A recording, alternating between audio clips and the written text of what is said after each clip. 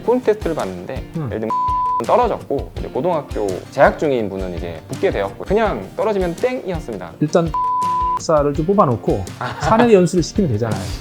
저희가 그렇게 하지 않습니다. 그래서 다시 말하면 절대적으로 네, 안녕하세요. 좋은 채용을 하는 그 기업 찾기 캠페인 일환으로 저희가 좀 훌륭한 기업들을 모시고 사례를 인터뷰하는 시간을 갖고 있는데요.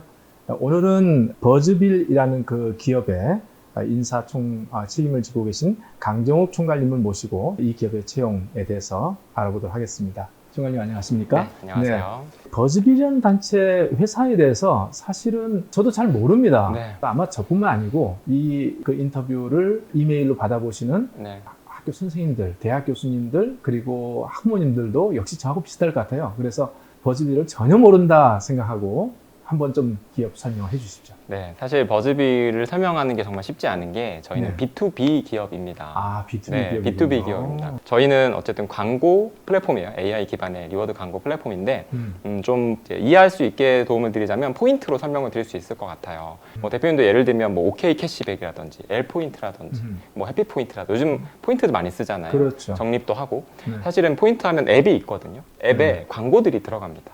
저희가 국내 대부분의 포인트 기업과 저희가 제휴를 맺었고 거기 들어가는 광고는 사실 저희가 이렇게 내보내는 광고라고 이해하시면 돼요. 저희 연구원들이 좀 조사를 좀 해보니까 버즈빌은 기업 문화 좋은 기업 탑 10, 탑 3? 네, 2017년 그리고 일하기 좋은 중소기업에 또 2019년 또 선정되기도 하고 청년 친화 강소기업에 또 2020년에 또 선정되기도 했는데 그냥 주는 상은 아닐 거 아닙니까? 네, 네, 그만큼 그 해당 분야의 활동을 실질적으로 했기 때문에 이런 상이 있었을 텐데요. 네. 이렇게 기업 문화를 좀 바꿔가고자 하는 그 마음 또는 실제로 그렇게 하는 과정에 대한 설명을 좀 들었으면 좋겠습니다. 네, 맞습니다. 어떤 계기가 있었냐면 조직 입장에서는 굉장히 중요한 분기점이었는데요.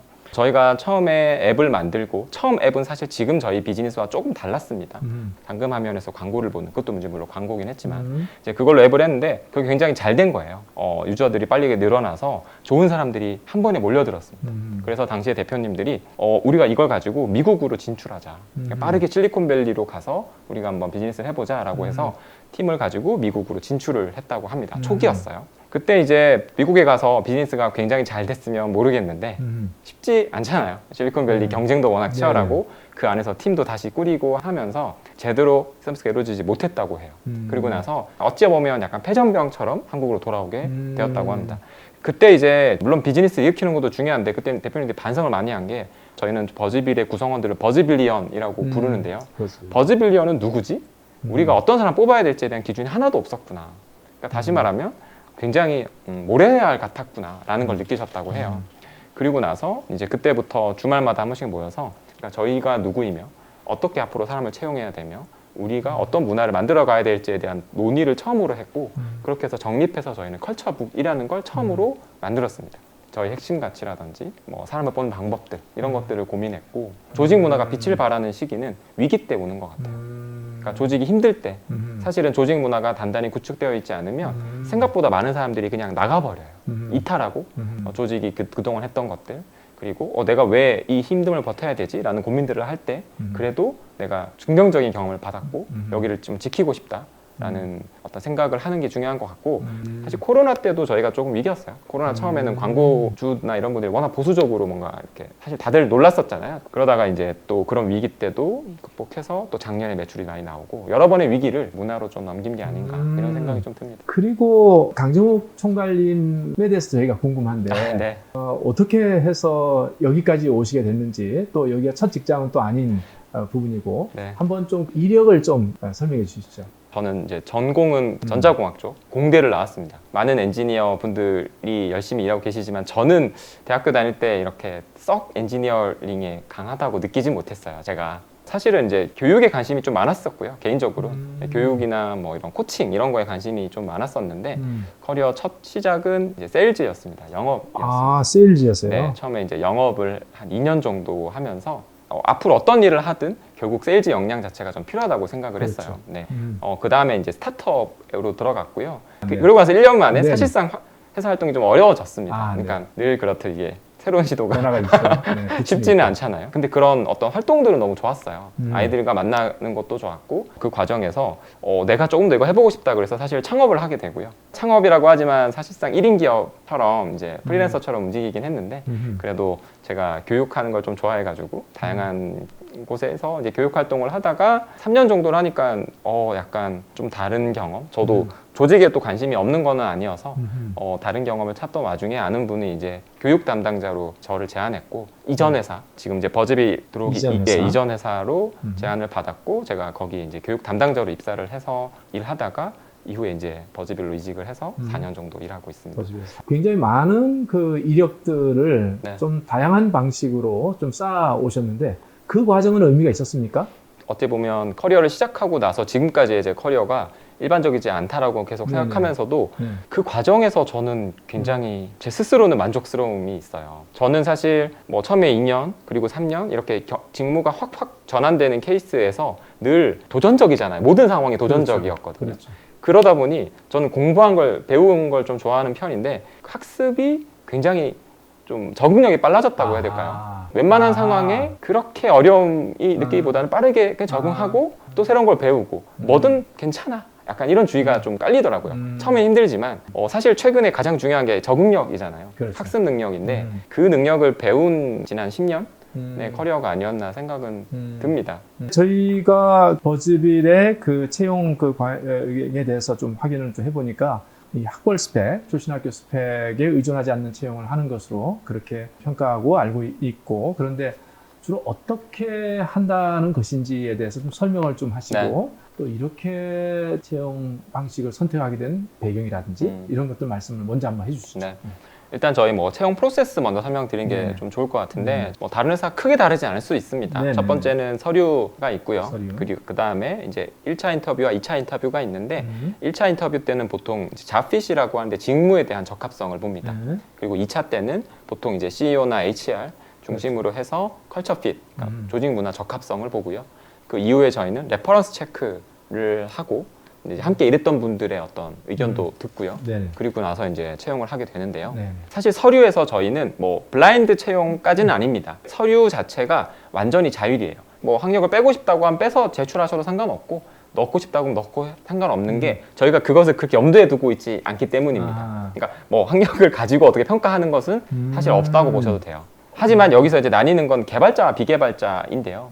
개발자는 여기 이제 뭐 저도 다른 기업들도 많이 아마 나오셨던 것 같은데 저희도 역시 코딩 테스트라는 것을 무조건 진행하게 되어 있고요. 사실 이것은 순수하게 개발 실력을 보는 테스트이기 때문에 그렇죠. 아무 상관없이 그냥 그 실력이 좋으면 코딩 테스트를 거쳐서 면접으로 넘어오는 거고요. 비개발자 분들도 동등하게 저희가 실력을 볼 수 있는 것이 뭘까 고민을 하다가 저희는 이제 과제를 드리고 있습니다. 네, 직무와 관련된 과제고요. 그것과 사실 학벌은 상관관계가 저희는 거의 별로 없다고 생각하고 있어요. 이게 왜냐하면 이 전공을 했고 이 뭐 어떤 학교를 나왔다고 해서 다들 아시겠지만 학교에서 뭔가 직무수행과 관련된 것을 알려주지는 않잖아요. 보통 현업을 통해서 그걸 쌓고 저희도 그 이제 사례를 통해서 물어가면서 이분이 일을 할 수 있는가를 검증하기 때문에 그런 식으로 개발자, 비개발자를 나눠서 진행하지만 어쨌든 직무 경험을 묻는 것 이것을 방점을 두고 저희는 진행하고 있습니다. 제가 아주 입사해서 얼마 안 됐을 때 되게 상징적인 하나의 사례가 있어서 예를 들면 한 분이 서류에 학교 이름 얘기해도 되나요? 석사분이었어요. 네, 누가 봐도 되게 뛰어나고 한 분은 이제 고등학교 저희 특성화 고등학교를 졸업한 분이었는데 코딩 테스트를 봤는데 떨어졌고 이제 고등학교 재학 중인 분은 이제 붙게 되었고 그냥 떨어지면 땡이었습니다. 그냥 더 말하고 또 없이 왜요? 저희는 코딩 테스트에서 일정 기준에 들어오지 않으면 그냥 탈락이고요. 그 고등학생 분은 그렇게 입사를 하셨고요. 지금도 아주 열심히 일하고 있고 굉장히 퍼포먼스를 잘 내고 계세요. 코딩 테스트 시험을 못 봤어도 일단 사를 좀 뽑아놓고 사내 연수를 시키면 되잖아요. 저희가 그렇게 하지 않습니다. 저도 사실은 그것을 이제 눈으로 확인하니까 제가 채용 과정에서 이분이 점수가 낮네 그리고 그냥 떨어지네 라는 거를 보니까 흥미롭더라고요. 저도 입사한 지 얼마 안 됐을 시점이었고요. 그리고 그 이제 좀 대조적인 경우죠. 어찌 보면 그 고등학생 분은 정말 코딩 실력이 좋았거든요. 그리고 나서 이분이 뽑고 그 이후에 이제 3년을 같이 지켜보면서 정말 파워풀해요. 이분이 정말 새로운 퍼포먼스 여러 가지가 잘 뽑았구나 이런 생각이 들게 하는 저도 경험들을 또 하게 되는 것 같아요. 이렇게 취업을 하신 분들의 학력이라든지 출신학교 분포라든지 또는 뭐 전공 비전공자 또는 뭐 고졸 그리고 대졸 뭐 이런 그 부분에서 열어보시니까 좀 어떻게 좀 그 결과가 좀 나오시던가요?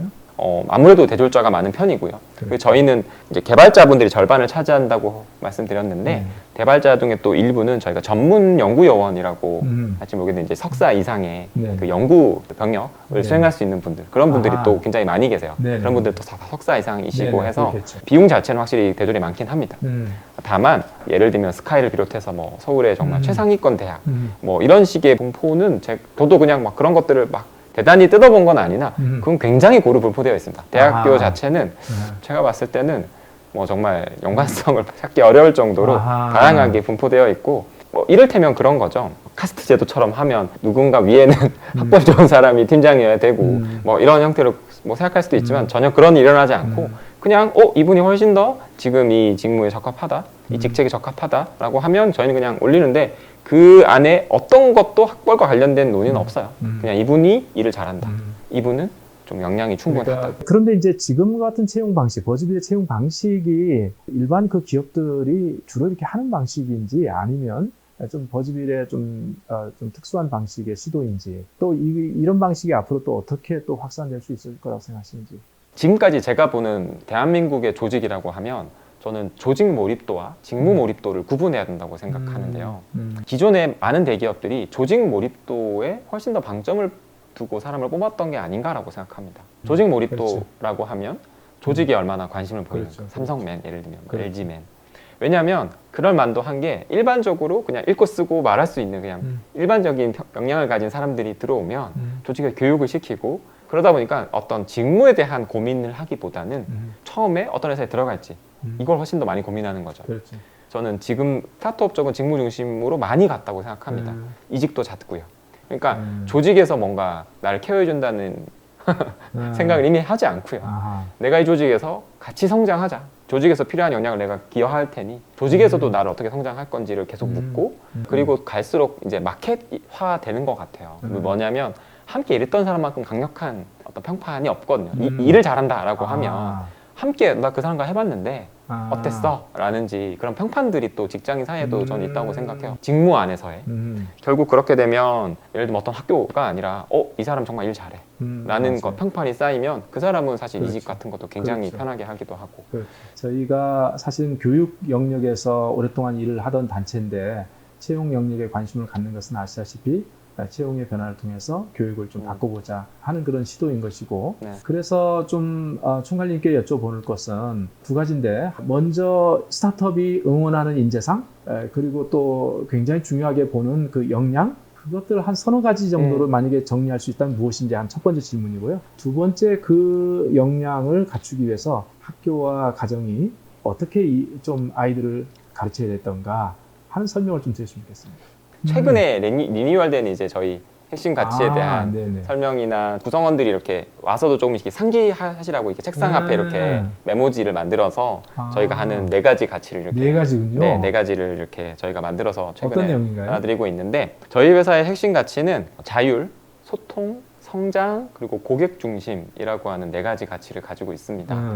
단순히 자율이라고 예전에는 키워드 중심으로만 하다가 이번에는 이제 여기 이제 글이 보이시나요? 이게 책임에 기반해서 자기 주도적으로 그렇죠. 일한다. 네네. 워크샵을 저희가 핵심 가치 워크샵이라는 걸 했고 구성원들의 의견을 받던 와중에 단순히 자율로는 이제 묘사되지 않는다. 저희 인재상이 조금 그렇죠. 구체적이어야 된다 네. 하는 식으로 저희가 좀 구체적인 문장을 다듬었고 그래서 그중에 책임이라는 책임이라는 것이 말이 빠질 수 없다. 그래서 보완이 된다. 네, 맞습니다. 뭐 이를테면 그렇죠. 또 뭐 커뮤니케이션도 저희가 존중과 용기라는 키워드를 가져왔어요. 그러니까 저희가 누군가를 존중해 주는 건 굉장히 중요하지만 기본적으로 저희 버즈빌은 존중이 굉장히 중요한 가치인 건 맞는데 너무 존중하다 보면 갈등을 회피하기도 하거든요. 해야 될 말을 하지 않고 직설적으로 얘기하는 것들이 떨어지면 또 안 되죠.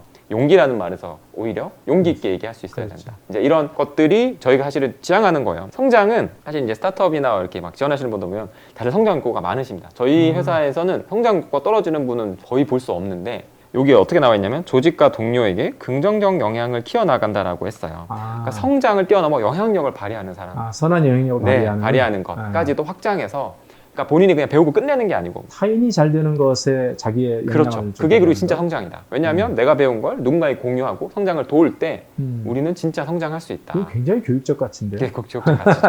스스로 서고 타인을 돕고 네. 하는 것들이 그렇죠. 또 저희도 담았고 이제 마지막은 그리고요? 저희가 본질에 집중해서 고객의 기대를 뛰어넘다. 그러니까 아. 저희가 이제 고객 중심 이건 사실 저희뿐만 아니고 고객이 굉장히 강조되고 있잖아요. 네. 그래서 고객 중심적 사고를 할 수 있는가, 공급자적 중심의 사고가 아니라 이제 그런 것들을 또 반영을 했습니다. 총괄님 보시기에는 그래서 이런 그 소양 그리고 문제 해결력 이거를 네. 가지고 볼 때 네. 초중고에서 학교와 가정에서 아이를 어떻게 키워야 된다고 생각하시는지.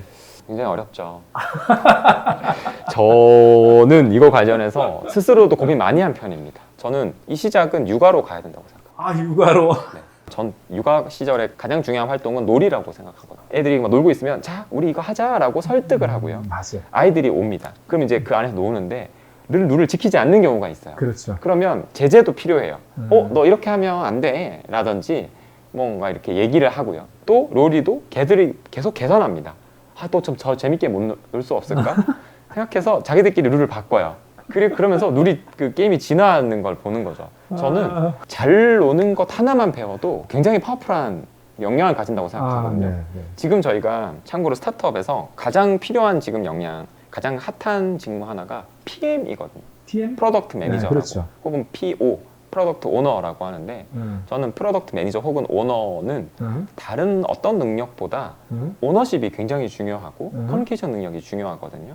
그리고 개발자들 중에서도 이 오너십과 커뮤니케이션 능력이 뛰어난 분들이 굉장히 각광받습니다.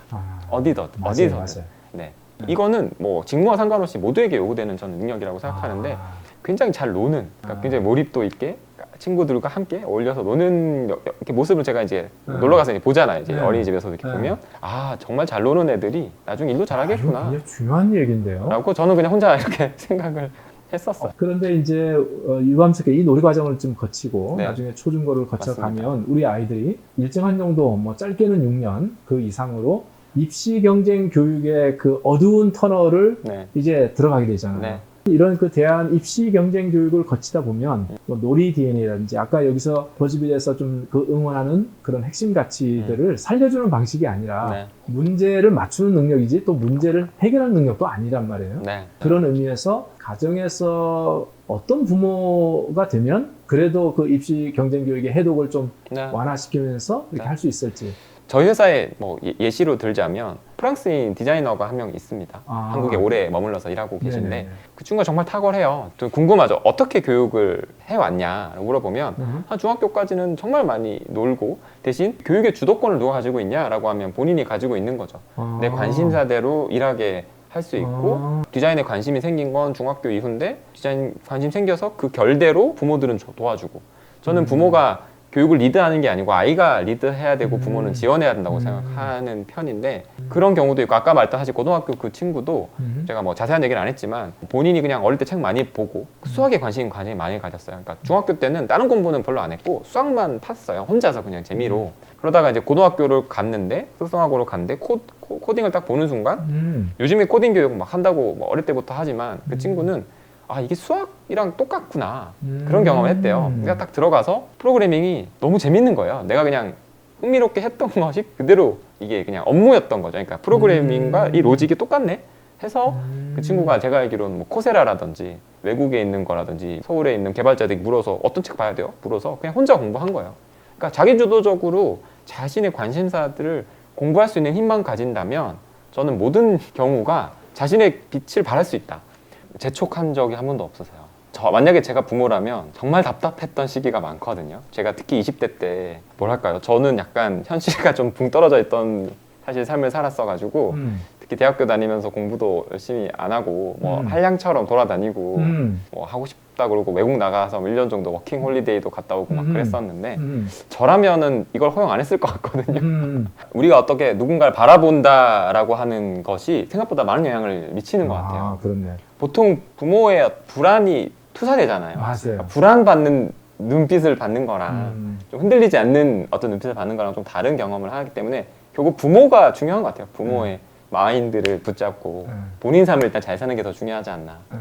지금 저희가 강종욱 총괄님과 버즈빌의 채용에 대해서 같이 이야기를 좀 나눴고 그것이 우리 교육과 또 가정에 주는 의미도 저희 확인을 했는데요. 다음 또 이제 기관의 채용 이야기에 대해서 기대를 해주시고 저희는 계속 좋은 채용을 하는 그 기업을 찾아서 이것이 우리 교육에 주는 의미를 계속적으로 여러분들에게 제공하는 일들을 하겠습니다. 시청해 주셔서 감사합니다.